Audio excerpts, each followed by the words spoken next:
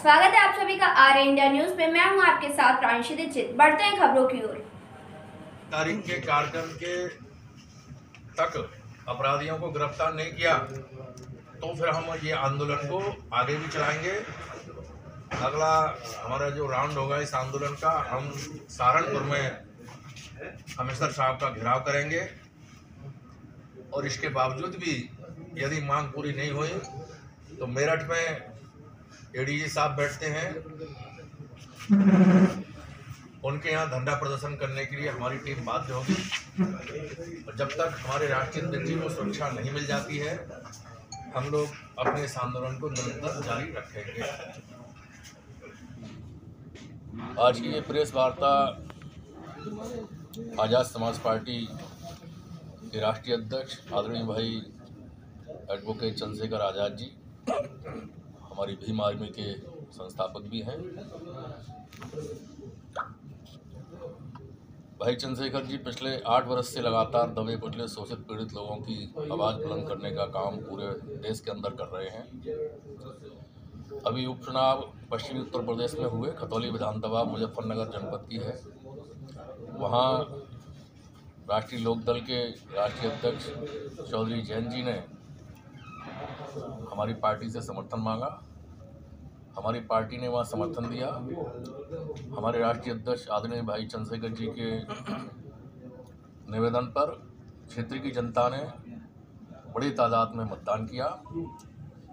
वह seat 18,000 vote से राष्ट्रीय लोकदल पिछले फरवरी के महीने में जो चुनाव हुआ 2022 में उसमें हारी थी, लेकिन वही सीट हमारे सहयोग से 22,500 वोटों से जीत कर आई।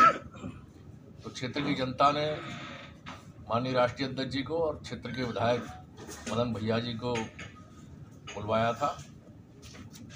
भूपखेड़ी एक गांव है वहाँ मुजफ्फरनगर जनपद में। उस गांव में बाबा साहब की प्रतिमा का गांव के लोगों ने अनावरण भी कार्यक्रम रखा था और गांव के और आसपास के सभी क्षेत्रीय जनता को धन्यवाद भी देना था। तो हमारी पार्टी के राष्ट्रीय अध्यक्ष आदरणीय भाई चंद्रशेखर जी और रालोद के वहाँ के विजयी विधायक मदन भैया जी और पार्टी के सभी वहाँ स्थानीय पदाधिकारी कार्यकर्ता बड़ी संख्या में वहाँ कार्यक्रम कर रहे थे।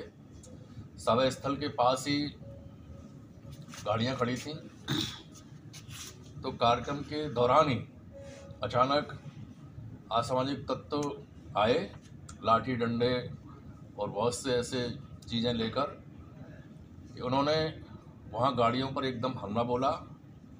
लाठी डंडों से सभी गाड़ियों के शीशे तोड़े, लाइटें तोड़ी, गाड़ियों के साथ बड़े पैमाने पर तोड़फोड़ की, गाड़ियों को बेकार कर दिया।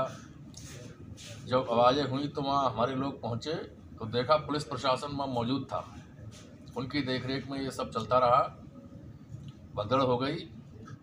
भागते भागते उन लोगों ने पेट्रोल से भरी हुई बोतलें गाड़ियों के ऊपर फेंकी। उन्हें मौका नहीं मिल पाया कि वो उनमें आग लगा सकते थे। यदि उन्हें मौका मिलता तो वो गाड़ियों को जला भी सकते थे। और हम कुदरत का धन्यवाद करते हैं कि उस समय घटना के समय गाड़ियों में हमारी पार्टी के राष्ट्रीय अध्यक्ष और हमारे पदाधिकारी नहीं थे। वह कार्यक्रम स्थल पर सभा में मंच पर थे।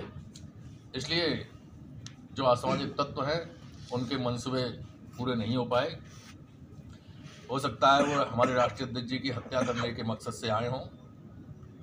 आप सभी समझते हैं कि जब गाड़ियों को उन्होंने तोड़ा फोड़ा है, हमला किया है, तो उनकी मंशा केवल गाड़ियों तक ही सीमित नहीं थी। वह हमारी पार्टी के राष्ट्रीय अध्यक्ष जी की हत्या भी करना चाहते थे। क्योंकि लाखों करोड़ों लोगों की भावनाएं उनके साथ हैं, तो भाई उस समय गाड़ी में ना होने की वजह से बच गए। घटना के बाद पूरे गांव में भय व्याप्त हुआ, लोगों में अफरा तफरी हो गई। यह घटना सोशल मीडिया के माध्यम से पूरे प्रदेश और देश में फैल गई। भीम आर्मी और आज़ाद समाज पार्टी का संगठन पूरे देश के अंदर सभी राज्यों में फैला हुआ है। लगातार 5 दिन से इस घटना को लेकर पूरे देश में आज़ाद समाज पार्टी के और भीम आर्मी के कार्यकर्ताओं में जबरदस्त आक्रोश है। आश्चर्य की बात है कि उत्तर प्रदेश में मुख्यमंत्री आदित्यनाथ योगी जी के द्वारा बार बार कानून व्यवस्था को ठीक कहा जा रहा है और वह G20 के नाम से बाहर के लोगों को बुलाकर यहाँ उन्हें ये एहसास करा रहे हैं कि उत्तर प्रदेश में उद्योग स्थापित हो सकते हैं, यहाँ शांति और व्यवस्था कायम है। लेकिन इस घटना ने ये साबित कर दिया कि उत्तर प्रदेश में कानून व्यवस्था नाम की कोई चीज़ नहीं है। चूँकि आज घटना को हुए 20 तारीख से लेकर आज 24 तारीख हो गई, अभी तक कोई मुजरिम स्थानीय पुलिस के द्वारा गिरफ्तार नहीं किए गए। ये कोई छोटी घटना नहीं है। हमारे राष्ट्रीय अध्यक्ष जी को अमेरिका से जो दी टाइम्स नाम की पत्रिका निकलती है, जो पूरे वर्ल्ड के उभरते हुए लोगों को समय समय पर प्रकाशित करती है, 2020 में दी टाइम्स पत्रिका ने भारत के अंदर केवल अकेले नाम के रूप में और व्यक्ति के रूप में, उभरते हुए नेता के रूप में यदि किसी व्यक्ति का नाम अपनी मैगजीन में छापा तो वह हमारे भीम आर्मी के राष्ट्रीय अध्यक्ष, संस्थापक और पार्टी के अध्यक्ष भाई एडवोकेट चंद्रशेखर आज़ाद हैं। पत्रकार ने स्पष्ट लिखा कि पूरे भारत में ये अकेले उभरते हुए नेता हैं। तो हमारे नेता की लोकप्रियता बड़े पैमाने पर पूरे देश के अंदर बढ़ रही है। इसके बावजूद भी जो उत्तर प्रदेश की गुप्तचर संस्थाएं हैं, LIO है, पुलिस प्रशासन है, ये हाथ पे हाथ धरे बैठे हैं। इससे ऐसा लगता है कि बहुजन समाज के उभरते हुए नेताओं को इस देश का जो प्रशासन है, सरकारें हैं, वह आगे बढ़ना देखकर खुश नहीं होते हैं। ये देश गैर बराबरी की सामाजिक व्यवस्था के आधार पर चलने वाला देश है। यहाँ पर जो सामाजिक व्यवस्था के आधार पर जिनको निम्न जाति का कहा गया है, ऐसे लोगों के साथ समय समय पर इस प्रकार की घटनाएं करके उनका मनोबल गिराने की कोशिश की जाती है, उन्हें रोकने की कोशिश की जाती है। ये विडंबना है कि इस देश में 72 साल संविधान को लागू हो गए और संविधान में सभी समाज, सभी धर्म के लोगों को बराबरी के अधिकार दिए गए हैं।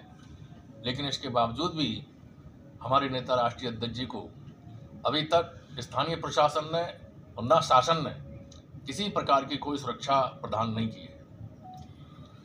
हम आपके माध्यम से ये कहना चाहते हैं कि इस घटना के बाद प्रशासन को जितनी जल्दी हो सकता था जल्दी से जल्दी अपराधियों को गिरफ्तार करना चाहिए था। गांव के लोगों को सुरक्षित करने के लिए वहां फोर्स लगाना चाहिए, क्योंकि गांव में पलायन की स्थिति पैदा हो गई, लोग भयभीत हो गए, भागने लगे और हमारे राष्ट्रीय अध्यक्ष जी की सुरक्षा के लिए सुरक्षा गार्ड दे देने चाहिए थे। लेकिन अभी तक ना तो राष्ट्रीय अध्यक्ष जी को गार्ड दिए गए और ना ही घटना के दोषी लोगों को गिरफ्तार किया गया। ये सब देखते हुए हमारी पार्टी ने राष्ट्रीय अध्यक्ष जी के निर्देश पर यह तय किया है कि हम 27 तारीख को उत्तर प्रदेश के 75 जिलों में सभी जिला मुख्यालय पर हमारी पार्टी के लोग, भीम आर्मी के लोग, हमारी महिला मोर्चा, यूथ विंग, सभी लोग मिलकर धरना करेंगे, प्रदर्शन करेंगे, महामहिम राज्यपाल के नाम से ज्ञापन देंगे और हमारी मांग होगी कि शीघ्र से शीघ्र अपराधियों को गिरफ्तार किया जाए और शीघ्र से शीघ्र हमारे राष्ट्रीय अध्यक्ष आदरणीय भाई चंद्रशेखर जी को सुरक्षा उपलब्ध कराई जाए, जिससे आगे ऐसी घटनाएं ना हो। इसका भी संज्ञान लेते हुए आगे जो भी कार्यक्रम हो, जहां हमारे राष्ट्रीय अध्यक्ष जी जाएं या हमारे छोटे पदाधिकारी कार्यक्रम करते हैं, तो हम लोग पुलिस को सूचना देके परमिशन लेके करते हैं। जब पुलिस मौजूद रहती है तो फिर असामाजिक तत्वों की ये हिम्मत कैसे हुई कि वो इस प्रकार की घटना करे। तो आगे प्रशासन इसका ख्याल रखें, हमारे कार्यक्रम को व्यवस्थित रूप से सफल बनाने में पूरा सहयोग करें, हमारी गाड़ियों की, हमारे नेताओं की, पदाधिकारियों की सुरक्षा हो। ये लोकतंत्र है, यहाँ पर संविधान ने सबको अधिकार दिया है कि सभी लोग अपनी बात को शुद्धता के साथ कह सकते हैं। जनता के कल्याण के लिए जनता के द्वारा चुने हुए प्रतिनिधियों को यह अधिकार मिला है कि वे जनता का कुशलता के साथ नेतृत्व करें।